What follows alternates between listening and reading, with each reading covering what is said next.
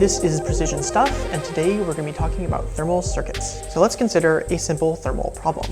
Let's say I have a copper sphere, and the copper sphere has a diameter d. It is sitting on an insulating table, and it is convecting to the ambient air. Essentially, little bits of air come in, they hit the copper, they get hot, they get buoyant, they rise out of the way, and essentially we are removing heat from this system. The copper is hot and it is cooling down towards the ambient. How would I model this? I would say the copper has a heat capacity, big C. It has a temperature, T copper. It has a thermal resistance, R, convection to ambient. And the ambient temperature is T ambient.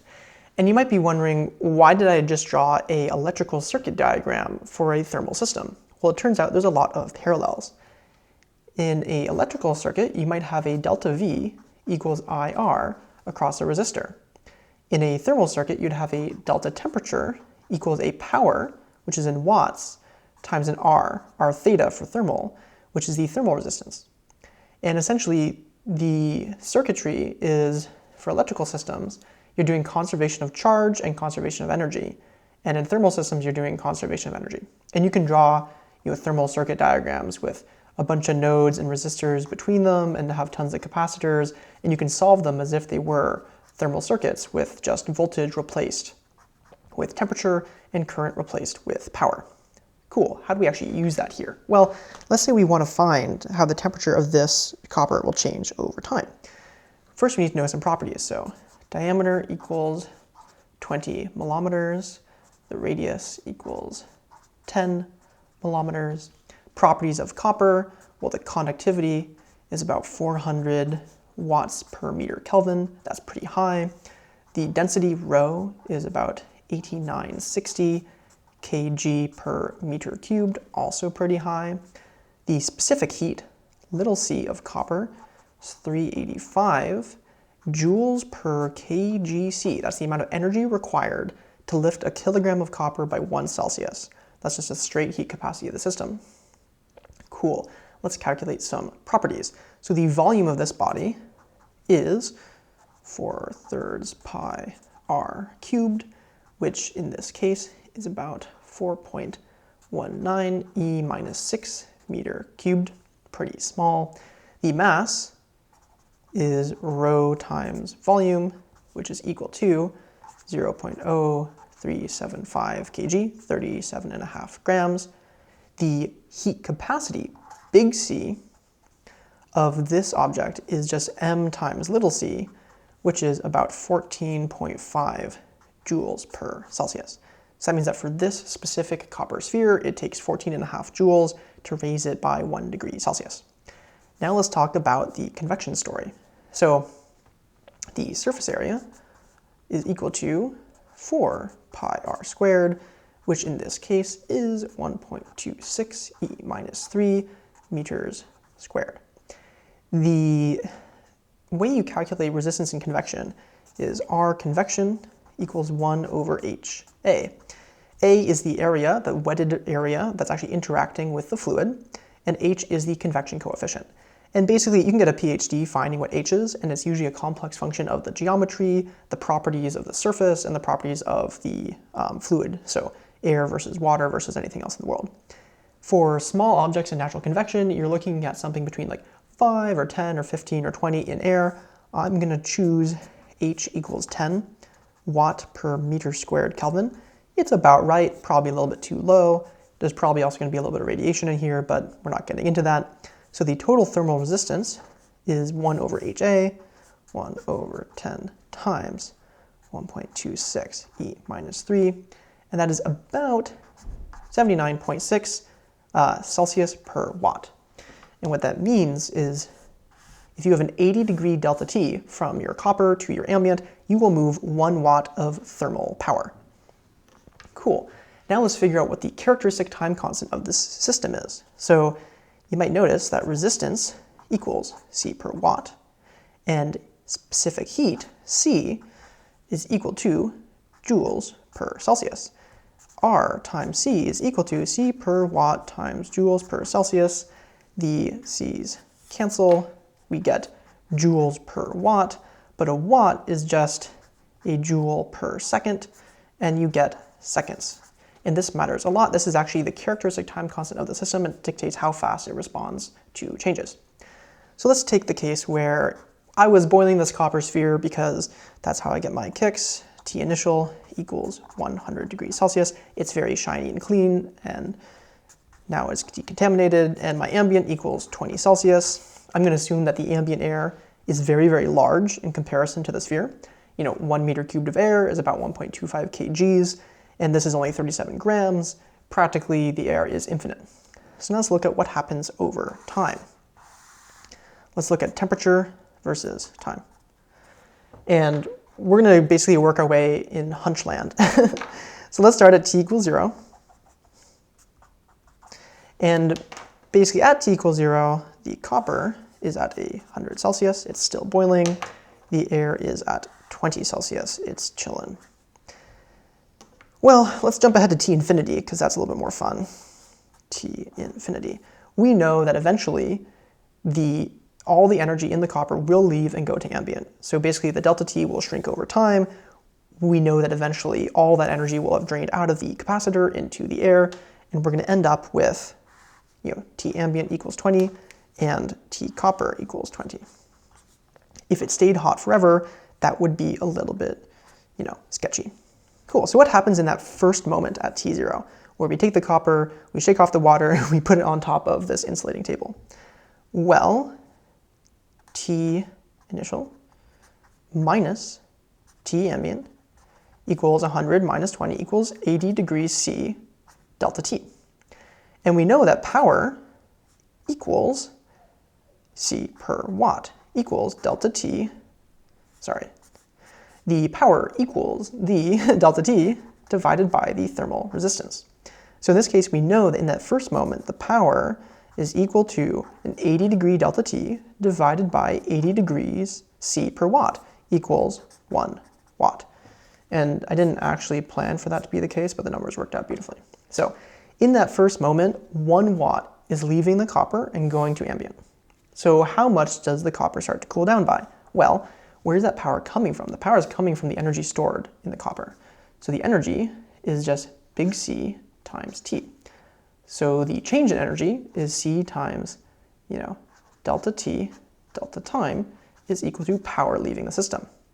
So if I have 1 watt leaving the system, my dt is equal to power over C equals 1 watt divided by 14.5 is 1 over 14.5 Celsius per second. And that's somewhere around 0.07 or something. So that temperature instantaneously starts to decrease with that slope of 1 over 14.5. However, you'll see what happens next is, hey, once it cools down, the delta T goes down. If the delta T goes down, the power goes down.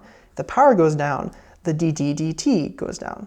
So the slope of the temperature is related to the temperature, and that should be springing alarm bells in your mind about, there's probably an exponential in here. Because every time you see a derivative related to an absolute, you should be thinking exponential. The derivative of an exponential is an exponential. The integral of an exponential is an exponential. It's really hard to make something that's not an exponential from an exponential function.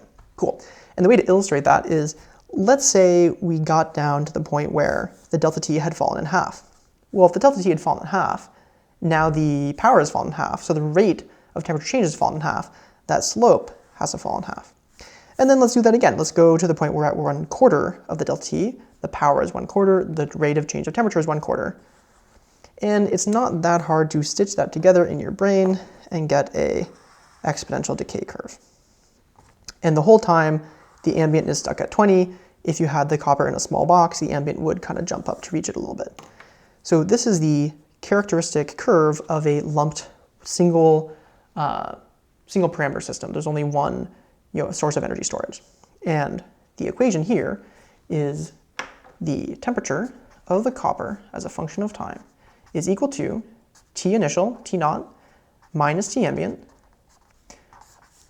That difference is decaying over time with an exponential, e to the minus t over tau. Tau is RC, the RC time constant. So just to pull out what that is, tau equals R times C equals 80 times about 14.5, you get 1149 seconds. Let's just round that to 1200 seconds, which is about 20 minutes.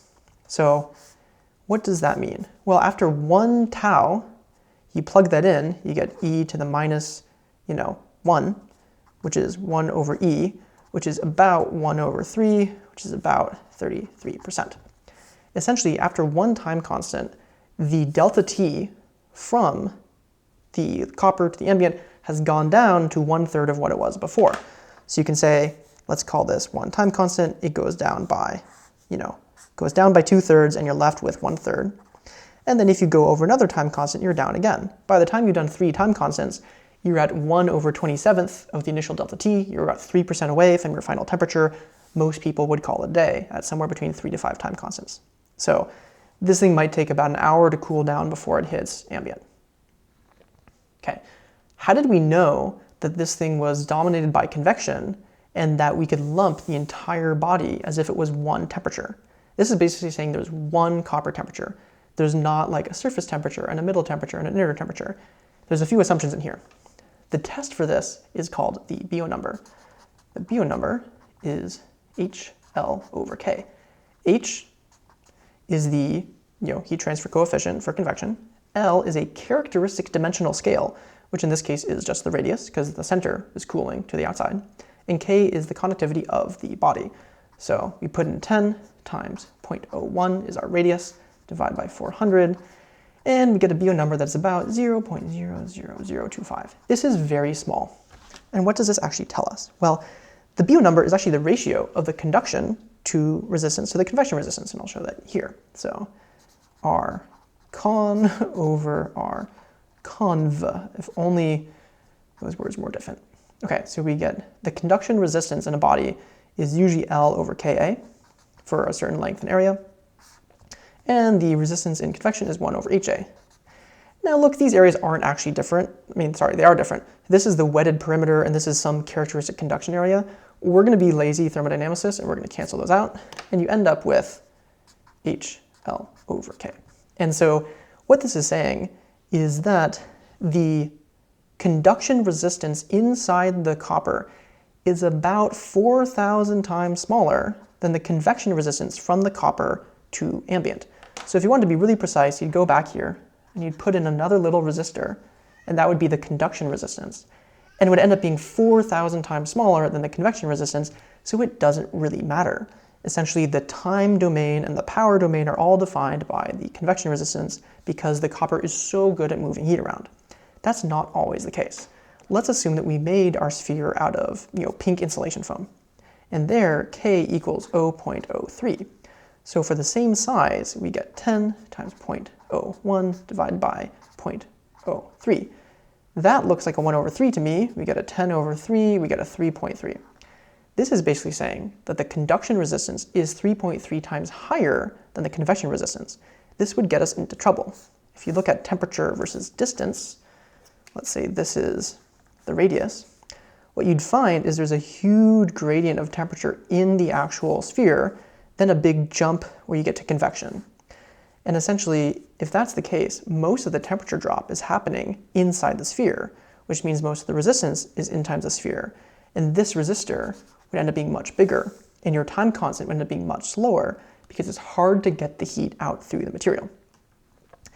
And the Biot number is really just a resistance ratio. It tells you how much temperature drop is in both materials, assuming the same power is going through it. There's another way of looking at this in the time domain, and that is with the Fourier number. The Fourier number equals x over square root of 4 alpha t. Okay, alpha is the diffusivity, which is K over rho little c. So conductivity divided by density times specific heat. This is a ratio of conduction to energy storage. The units are meters squared per second. That's a little bit hipster. You don't often see that. So what do? Well, you take your meters squared per second, you multiply by seconds, so you get meters squared, and then you take the square root, and now you have meters. So this term down here, square root of 4 alpha t, is units of meters, which makes sense because x is in distance. This has to be distance for this to be unitless. And what this is basically saying, this is the critical diffusion length scale. What does that mean? It tells you how far heat moves in a certain amount of time. So let's say we're back to our copper sphere, and we set Fourier number equal to 1, which means x equals square root of 4 alpha t. What is the time it takes for the diffusion wave to go from the radius to the center? Well, we get x squared equals 4 alpha t, t equals x squared over 4 alpha. You put that together and you get t equals, wait for it, about 0.2 seconds. What does Fourier number equals 1 really mean? Well, it means that you're basically right on the edge of the diffusion wave, and practically it means that the center is moved about 10% towards the surface temperature. This is like the beginning of the surface wave. So maybe if you go a few of these time constants in, basically the information is moved around. So what does that mean? So if you're looking at this curve back here, if you zoom way in, this is our kind of beautiful sharp model of at t equals 0, the time constant hits and we start decaying. Practically, if you zoom in, there's actually a little bit of rounding off that occurs. And that kind of rounding off is on the order of maybe about a second. That's because it takes time for the information to diffuse through the body. The center of the sphere doesn't know that the outside has started cooling down until that information has to work its way there. It works its way there at a specific, diffusion wave, and that diffusion wave takes time. If we looked at the Fourier number for the foam, we'd find it's way longer, and you'd find this is basically diffusion dominated. So putting this together, if you see a curve that looks like this, you're probably in a lumped parameter region where you have a nice C and R and everything looks pretty well behaved. If you see something that looks like this, where it decays and it kind of does this sigmoidal shape, you're looking at a diffusion problem, where it takes time for the information that the temperature has changed to move through the body. Thank you for listening, and please subscribe for more precision stuff.